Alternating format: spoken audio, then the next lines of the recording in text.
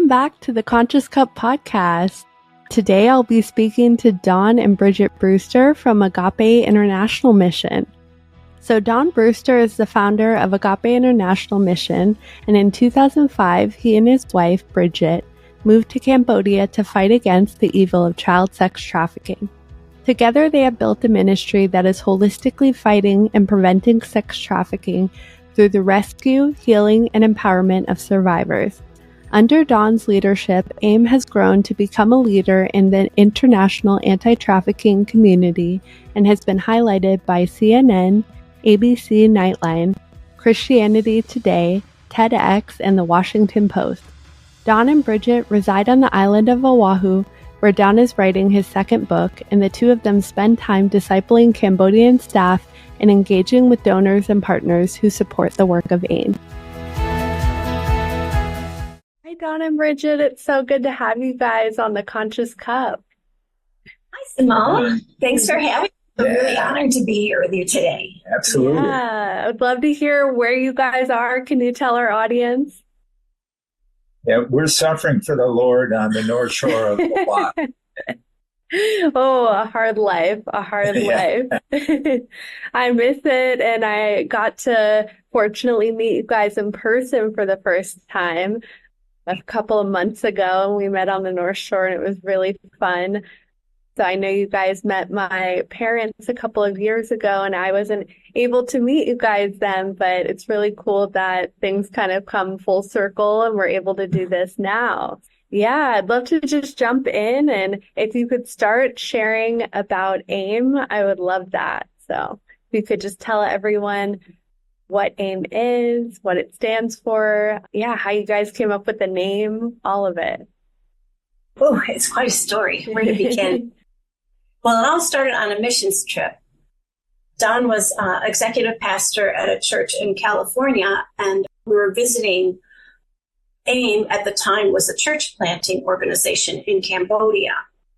So Don was doing church leadership, and we were in 14 provinces or like counties in 10 days. So we saw a lot of the country.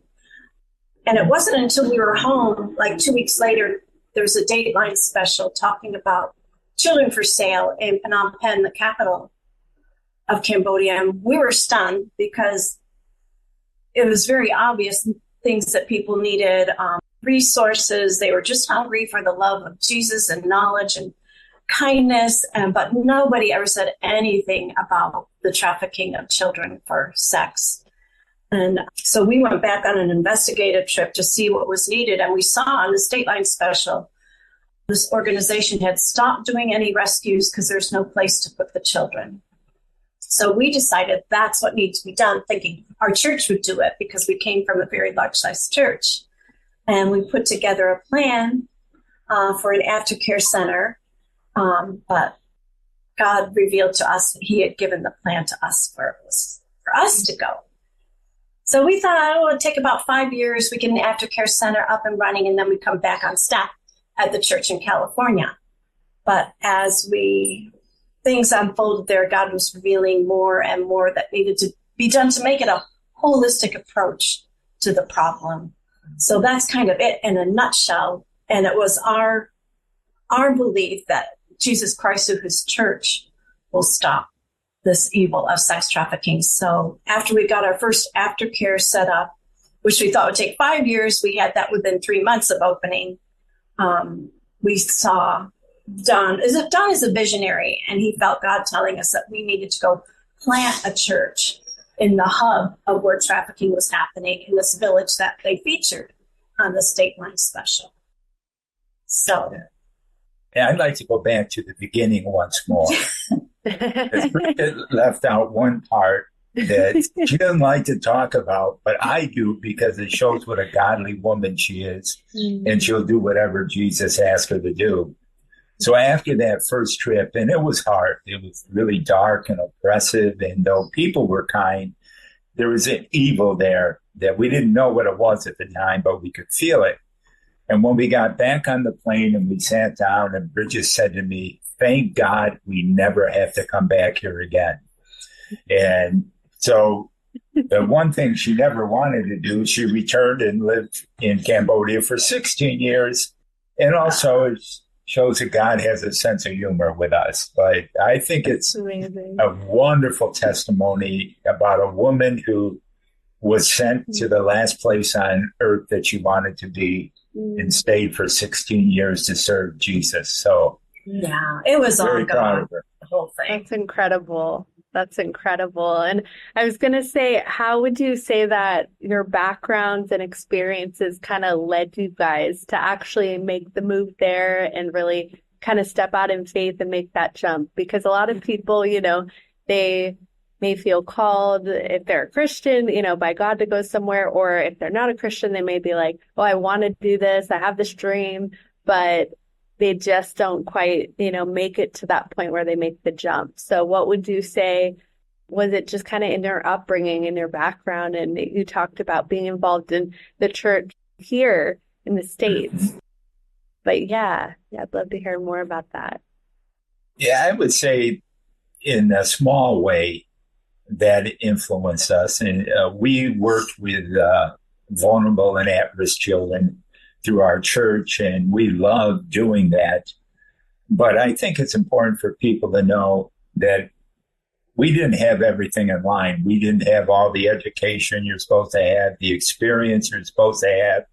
As a matter of fact, on our investigative trip, everything was going great. We were meeting with the government, with NGOs, and everybody was so encouraging until the last place we went, which was the biggest NGO. And it felt like we were in a police station being interrogated. And every question he asked us about who we were and our experience and education, that our answer was always negative. And honestly, there was a point there where we thought, well, maybe we're misreading God's call. Maybe he's right. We should just send some money to him and let him do the work. But thankfully, God woke us up and we began to think. We had so many people praying for us and seeking God's will. And all they confirmed that it was his will. We knew in our heart it was. And we knew we shouldn't let someone discourage us because they didn't think that God was using us to help. I love that. Yeah. And another thing, too, I think, which hit us deeply in our hearts was we grew up watching the Vietnam-American War on TV. It's one of the first wars that were just brought into our living room. And then to be there so many years later to see still how they were suffering from the consequences of that war, and just how that made it a perfect storm for sex trafficking to just flourish there. And when we found out, it was like the UN, people were coming from all over the world to purchase sex from little kids and Americans. And that's what really, we're like, oh my gosh, you know, not on our watch. And it was that William Wilberforce quote really came to us, like, you can choose to look the other way, but you can never again say you didn't know. And we thought, how could we possibly stand in front of Jesus and say, oh, this is too awful, too difficult, you know, so we just backed off. And I think that's, you know, God really laid it on our hearts. Yeah, we were brought up, you know, I think in particular, we have sets of grandparents that really poured into our lives, that we saw how much they loved the Lord and what compassion and kindness we had. And we had that love that we saw that wasn't happening in a lot of these families because of the war. That definitely, I'm getting a little choked up just like hearing this, because I know that quote and it reminds me of the exact kind of catalyst moment that I always talk about with getting involved in this space. Was this lady at this talk at Biola said, once you hear, you can't unhear. And something about that, it was so simple, but it was so impactful. And and the work of William Wilberforce is a really inspiring story. I encourage other people to go look into it, but that's incredible. And I would love for you guys to also share about the name and how you guys came up with that name.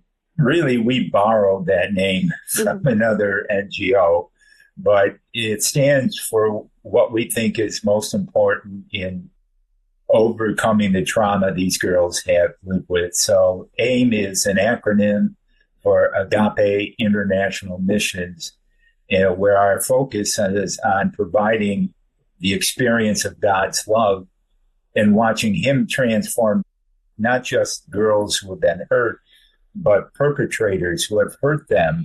And seeing, actually, we're blessed to see an entire community transformed by God's love. And yeah, it was just amazing what God would do with people that were really committed to loving others and how we provided. Like I said, we didn't have all the things we needed, but God always provided someone. Like, we started a SWAT team, and believe it or not, Bridget has no experience with the SWAT team, and neither do I. But God provided a detective from Scotland who agreed to come on our staff to lead our SWAT team. And over the last few years, they've rescued over 2,000 girls, which seemed impossible and would be for us, but not for God and the people He would supply. Wow. And that's no small number. Like, I want people to like kind of sit with that, because I think, I know when I was first learning and educating myself about this issue, it was like all these massive statistics I couldn't really wrap my mind around. But something that for me that God used in my story was going to India and actually meeting survivors and putting those faces to those statistics. It was about the people. It was about the relationships. And yeah, so I'd love for you guys to just kind of to rewind a little bit and to go back to, okay, you land in Cambodia. This is the second time, right? Or the third time. But when you go back there and you're like, okay, we're moving, like we're here. So where do you go? What is step one? You said God provided kind of everything along the way, but I can imagine a very different culture to California. So there must have been a lot of culture shock, a lot to get used to. So if you guys could just talk a little bit about that. Yeah, we decided we moved over and we were staying in a hotel along the riverfront. And we just went out our first full day there with a Cambodian couple who had started the AIM branch of the church planning organization part of it. And we were driving around. We didn't know where to go. We weren't sure what we were doing. And we just saw a for rent sign on the front of a gate of this big house. And when we pulled in the driveway, first thing we saw on the left was a swimming pool. And then there's all these fruit trees and land and a big house set back on the back of the property. And we thought, this is gorgeous, but there's no way we could afford it. But while we were looking through the building, the Cambodian couple sat with the other Cambodian couple who owned the house. And when they found out what we wanted to do with the property to open it as an aftercare, they lowered the price down on the rent, by more than half, so we could afford it.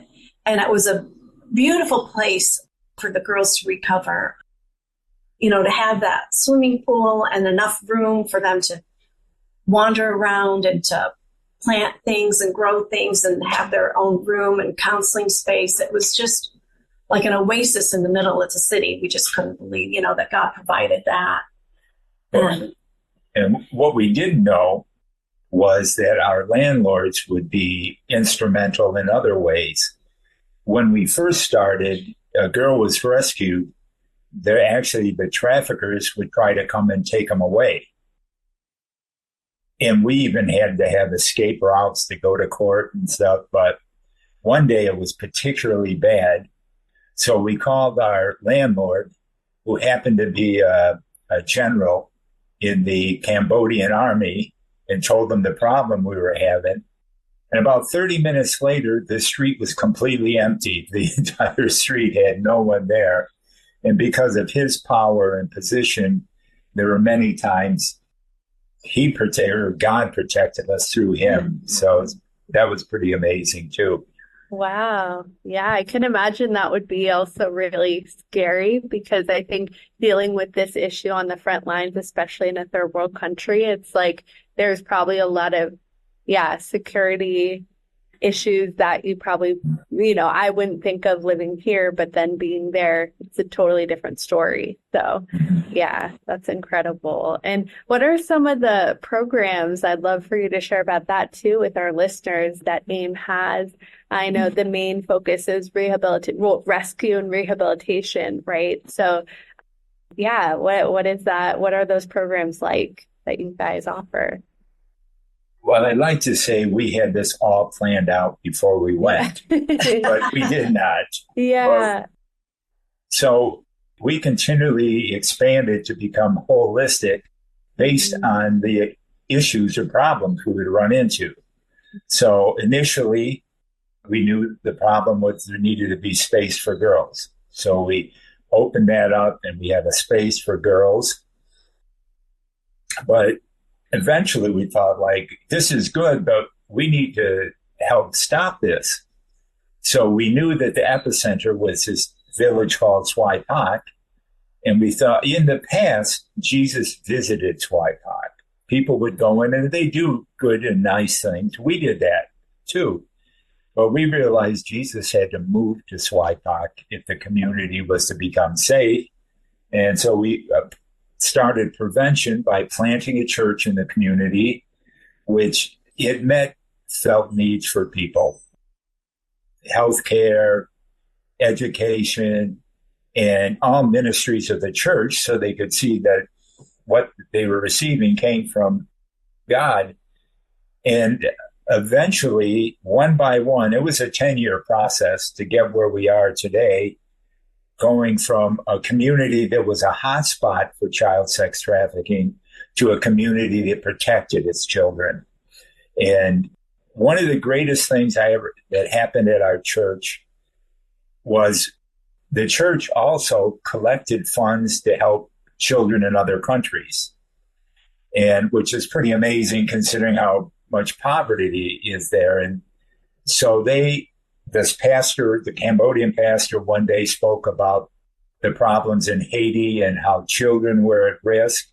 And they took a second offering for the children in Haiti. Now, it wasn't very much because it's a very poor community, but it showed their heart. And one of the things that happened was an elderly woman stood up in church and she said, I want to help these children. I'm going to give you all the money I have, and then I'll just fast next week. It was pretty amazing. Yeah. But I thought it was more amazing. A woman stood up behind her and said, you don't have to fast this week. You come and eat at our house. Yeah. And that's what the church should be, right? So we thought, like, well, God is now I'm going to cry. Wow. Really blessed that church. And what happened is we got lots of intel from our church members about trafficking happening. And we would give it to these other organizations that were involved in rescue. But initially it was very successful, but there came a time when we would give the intel and nothing would happen. Nobody would be rescued. Everything got tipped off. And we thought it was corrupt police. It was actually someone in one of the other NGOs who was tipping off the police. And so we realized that we need to get rescuing again. And that's when the idea for the SWAT team came up. We thought, well, and amazingly, the government approved it. Right. Wow. I mean, it was crazy. So now we had the SWAT team rescuing and the community being transformed. And we started reintegrating girls, putting them back in the world, into their society after they had found healing in Jesus. Well, what we found out was we needed to stay in contact with these girls because they were leaving a place where they were loved and cared for, and they had a family that they never had before. And so we told them, AIM is your forever family in Christ. And we would have our social workers meet with every girl every month until maybe if they got to a point they didn't want that or need it, we would stop. But they always knew there was a place where they belonged, where they were loved. And so that was going pretty good. But then we realized if the girls can't earn a decent living, they're going to feel forced back into that life. And so then we opened an employment center where the girls make jewelry and clothing. And one by one, it grew till we were doing almost $800,000 in sales, which made it completely self-sufficient. We didn't have to have donors for any money. And these girls were learning skills that they could stay at our employment center forever if they wanted. But girls were learning both hard and soft skills that they could move on to different places for employment. And so that started that thing. And one last thing I'll mention in prevention. One of the things we knew is children in SWAT weren't going to school because school isn't really free in Cambodia. When a student comes, they have to bring a small offering to the teacher, or they don't sit in the classroom where the teacher is. They sit in another classroom. Oh, and wow. we thought, if we could just open a school, and God provided, there was lots of miracles to make it happen, but we have a school that can hold 1,500 students from this community. And what we looked at, there were three ways we wanted to protect the kids. Protect them temporarily by having the school, showing them Jesus' love, and also having social workers that checked on them at home. So the parents knew they weren't going to get away with trafficking. We wanted to protect them long term, and that was through giving an excellent education that could break that cycle of poverty. And thirdly, eternal protection as they came to know Jesus as their Savior. In the school, I'm probably talking too much, but I have to tell one more story. No, I love it. I love it. We really wanted it to be the best school in the entire country. Again, it required government approval and lots of things to be able to open the school. But as the school opened, our kids went on a field trip every month somewhere. And they went to a discovery center one time, and it was really wonderful. The kids had a good time. And the people who ran it said, hey, we're having a STEM contest. Prudential is coming in and doing a STEM contest. Your kids should come and compete. Well, they spoke to one of the American advisors to the teachers in school.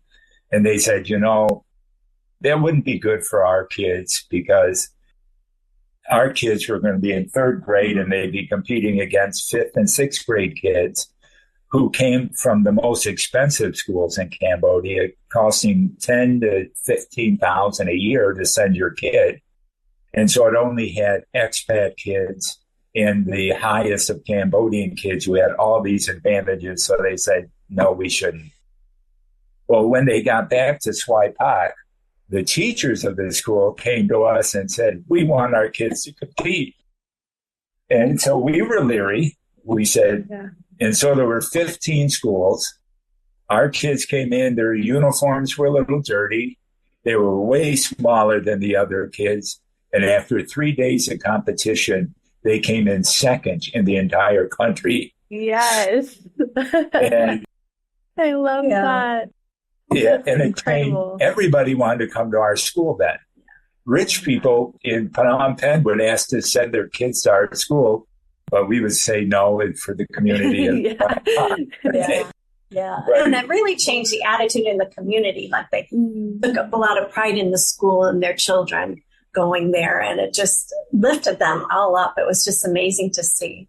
And then another outreach that we had there was a Lord's Gym that we had to the young men in the community to teach them about how, women and children aren't for sale and you need to respect women and children, and drugs aren't a good thing to sell either.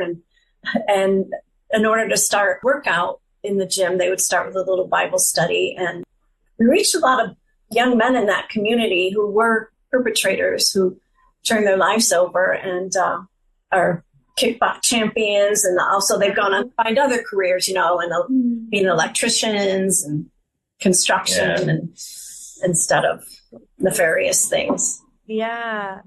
Speaking of nefarious, there you were in a movie, Dawn, right? Called Nefarious Merchant of Souls. Because I remember watching that when I interned at the A21 campaign. That was the documentary they showed us on like our first week, just to kind of get us more acquainted, educated with, what's kind of going on across the globe, And so, that's incredible. You also have that outreach to the men, because I think this issue, a lot of people, they think sex trafficking and they think young girls, but they don't see the side of men and pimps versus Johns and all that whole thing, And so, I was going to say, so with AIM, do you guys also offer services outside of the Lord's Gym to men or to young boys who've been trafficked as well in terms of rehabilitation, or is that something you're maybe looking for in the future? Well, honestly, it's so different from the girls. Not the abuse that the child encounters or experiences, but in that it's not an organized crime. So it's much harder to find those kids versus the girls. Yeah. And the other thing is not very many kids being rescued, boys being rescued. There are other organizations who have set up specifically for boys. So there is a resource, and we will partner with one of those organizations if during what we're doing, we find a male being abused. So we work in partnership with them on that. Okay. And would you guys say in Cambodia, I guess, what is the primary way that trafficking is happening there? Is it in brothels? Is it on the streets? Is it strip clubs? I don't know what the landscape is like there. Is it online? Because I know in the States, a lot of it, is very, in secret. It's very hidden. So a lot of people go, oh, I didn't know this is an issue, because they don't see it outright on the street unless you go to maybe some not as great areas, So, Yeah, it's kind of all of the above. It operates as massage parlors, coffee shops. There are bars that are specifically known for it. There's one street, I don't know, it's miles long, and it's just like karaoke bar, and it's just girls that are lined up out front, and you go in and purchase that way. A lot of things are happening online. There's a lot of tricks, like happens here, you're so beautiful, do you want to be a model? Like that. And then it still is happening just, relationally. People know other people who have a young daughter that they want to sell, and it goes like that. Yeah, sadly, most of the girls that we've rescued, their parents have been involved, and many times really fully responsible for their first time they're sold. And so that's part of the transformation we look through the church, that parents would recognize how valuable their children are. But the other thing that's difficult everywhere is the evolution of evil, right? So at one time, this was out in the open. Anybody could see it, and you didn't need to have much information to know that it wasn't good. And I could walk down the street and a pimp or a trafficker would openly try to sell me a little girl. And as actually we've been successful in rescues, then they begin to evolve. And part of that evolving is they don't just go out to a guy anymore. And they're very cautious if a guy comes to them. And we've actually overcome that by having girls who were formerly went through our program are now our investigators for our SWAT team. I love that. So they can go in, they're super brave, but they can go in, they still look very young, and they know everything. And the bad guys don't worry about telling them all the details about their operation. Mm-hmm. And so they feed that back to our investigators who do the raids. And we've been able to overcome that significantly by having female investigators. And again, those who have actually had to live the life before. That's incredible. And I guess finally, I would say the internet is becoming big, and it was nothing. Yeah. Yeah. Even 5 years ago in Cambodia, the internet was not used to traffic children, but it is today. Wow. I was going to say with that, because that's almost something that feels very like, I think, out of your control, as an organization. So how do you kind of come against that? What are some strategies or things ways I guess we can all look to, be better online? And, because I know one thing, a lot of people, I've had this conversation with friends too, is they're not aware of also how the porn industry ties to trafficking. There's a lot of this compartmentalization online, and anyone can kind of go on it, behind a screen. And I think it really is, it feels like there's this wall, this distance between people, so they can really kind of, I guess, show their true colors, and that kind of thing. So, what would you guys say are some things you learned as online has evolved, that ways you can kind of, come against this online?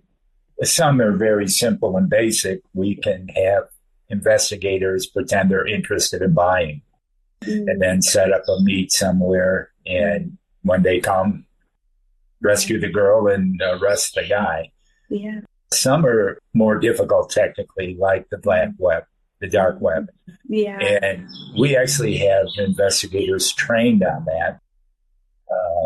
But it's a really difficult job to keep somebody on, because it's so diverse that if you keep someone on it too long, it impacts them negatively in a bad way.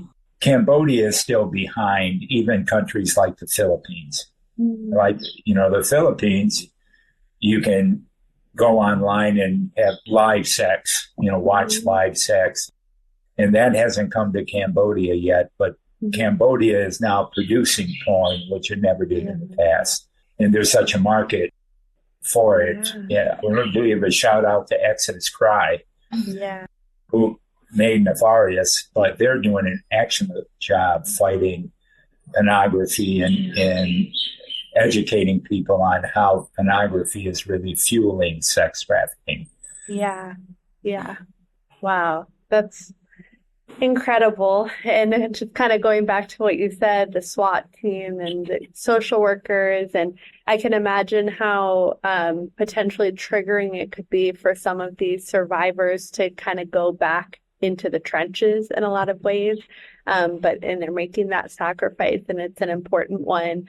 But I was going to say, how do you guys, as kind of the founders and like leaders of this organization, how do you guys take care of yourselves and your team and ensure that, there's not that high rate of burnout, I guess, while you're doing this work? Because I think that's so common. It's almost different to any other cause out there where people are it is just the underbelly of evil in this world. So, how do you take care of yourselves? Well, we actually have part of our, yes, we call it employment contract, although not ours, but for our staff, self-care is planned into it. But to be honest, I think people think of self-care as just taking time off. And you just come back a little rested, but still carrying such a burden. And so we've tried to put that around retreats where Jesus is the focus. And so we can get restored in him.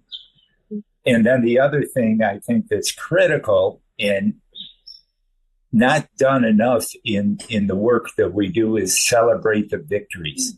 Because there's so much more to do, and you can just walk past the victory and not celebrate or even thank God for it. Right. Right. Yeah. Yeah. It's interesting because we just went through some retreat for our staff in Cambodia, and then they had a celebration for the years that people have been there. And we've had some people that have been with us for almost 20 years, right from the beginning, that we were celebrating, and 12 years and 15 years and 10 years. And there's so many of them. And it goes to, the faith that they have, that they keep so connected to the source, keeps connected to Jesus. And, every day they start out in prayer and midday prayer, and then shift handoff is in prayer, and just a love that they have for the girls, to keep going, to be with us for 20 years. It's just remarkable. And we have to just point again, it's all glory to God for that. And they're just amazing how the love of God just flows through them, because these girls, it's difficult. They come in some of them just so feral, what they had to do to survive.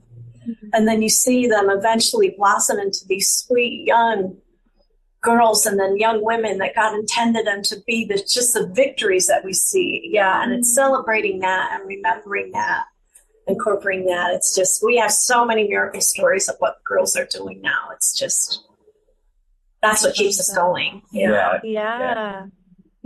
I love that. I was going to say I have just two more questions for you guys, but then we can wrap up here. But I kind of wanted to hear about some future plans that you might have in the works for the organization and what you guys are envisioning for the future. We've just opened a second aftercare home because we actually had to slow down rescues because we didn't have enough space for the girls. So we're excited about that. Yeah. But also one of the most exciting things is we've selected another community like SWAT. It's a hot spot. We're going to be going in there and try to replicate the transformation of SWAT into other hotspots in Cambodia, but also in Belize. We've secured property and have early staffing to begin providing a aftercare home for girls in Belize. And it's very similar situation. They're not rescuing girls because there's no place to put them. So who knows what God will have come. Like when we started in Cambodia, God had a lot more planned, but that's really our biggest plans right now, is to take the lessons from SWAT and use them in other places. And same thing, use our lesson, what God has taught us and how we've learned from our mistakes to help girls in other countries. That's beautiful. And anyone listening who's just kind of, this is the starting point, this kind of like how I like to think of it as like a little thread, that you pull at and it slowly just unravels. What are some ways that people can get involved, whether it be with your organization or just this issue at large? What is a starting point for people? Because I think a lot of people don't know, they want to do something, but they don't really know beyond that. Well, a couple of things. One, it's funny because people like us who lead organizations have a tendency, specifically Christian organizations, have shy away from saying give. But all of these organizations, and Exodus Cry, A21, AIM, we need financial support. So that might be a way to start. We definitely need prayer because we're fighting a deep, deep evil. I think building awareness is another, and there's many resources for doing that. Our AIM website, which is aimfree.org, has tons of resources for you to get involved in sharing the stories and building awareness and providing actually other opportunities to get involved. But being in the fight 20 years, sometimes we forget that there's still a big need to build awareness. We think like, well, everybody should know. We've been doing this 20 years. But the truth is that building awareness against the evil of sex trafficking, but also pornography, right? That people don't realize how bad it is to the people that use it and to the people who are being used to create it. And as we mentioned, Exodus Cry has some excellent ways. But personally, I believe the biggest opportunity that we could have a worldwide impact without leaving home is bringing that discussion on porn into the church. Statistics show that the same percentage that use porn outside the church use it within the church. And it's an easy thing for Satan to use because we don't bring it out in the open. You know, there's such shame and fear really from pastors who are using porn, fear that if they say they're using it and need help, they won't say anything. So, you know, that's one of our prayers, that God would really open the eyes of the church and enroll it in the fight against pornography. And you, Simone, what you're doing to raise awareness is huge, you know, so we appreciate what you're doing and the way you do it. Yeah, you're already doing it, so you're already on the team. Thank you. Yeah, no, it's definitely an honor and a privilege. That's what I tell people. It's something, you know, it's not for the faint of heart. I'm always learning something new, right? As our society and world evolves and online evolves, I'm always learning something new. And I just really appreciate this conversation and you guys being willing to come on the Conscious Cup. And my biggest prayer is that this just reaches the right people and it just starts kind of working on their heart. Because I know that I wouldn't be doing what I'm doing today if that seed wasn't planted almost like 12 years ago for me. So, and you guys were definitely a part. I remember they showed the Pink Room, which I can also, you know, it's a documentary that I believe you guys made, right? On AIM and everything. Yeah. So I'll definitely link your website and I'd love to link that and some other resources for people, you know, that want to just start educating themselves. And like you said, building awareness. And it doesn't always have to be like social media is a great platform, but there's a lot of censorship that's happening these days, especially around this issue online. And so I think, yeah, just even in your small spheres of influence, I just really encourage people to just start talking about this, you know, and educating, you know, that's what started my family. They had no clue. And, you know, I kind of grew up around the world and they had no clue this was such a big issue. And I couldn't stop talking about it as I was learning. So I just really appreciate you guys. You guys are really humble people and I'm grateful to know you guys and you're so spiritually grounded, I would say, you know, and I think for me, I've found that's been the grounding force doing this work. And the only reason why I haven't said, okay, I'm done, you know, and I'm not even, you know, really on the, you know, we all play a part, I understand, but I'm not, you know, a social worker, FBI agent, or like you guys, you know, working with survivors day in and day out. So it really, I can, you know, tell there's that heaviness there, but the reward is so much greater, what you learn, what you take from all of this and the meaning it brings to your life and what you can share with others. So it's really beautiful what you guys have done and created. And I just thank you guys for being here.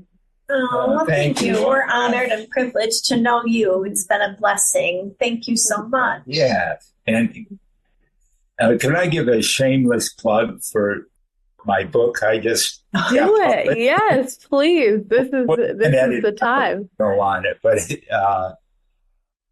recently I had a book published. Don't Look Away. It's the name. It's available every Amazon, iBooks, everywhere you can buy books. I think it is. Of course, I should think it's good. I wrote it, but I think it's good on two levels. One, that it helps build awareness. But two, it gives some pretty simple ways that we can be involved in not just fighting the evil of sex trafficking, but other overwhelming evils. So I would be blessed by people buying the book, and they should know that all proceeds from the book go to support the girls in Cambodia. Amazing. Amazing. We will definitely be sharing that and resharing it on our platforms. So everyone, it's called Don't Look Away by Dawn Brewster. Thank you guys. Thank Thank you you. so much.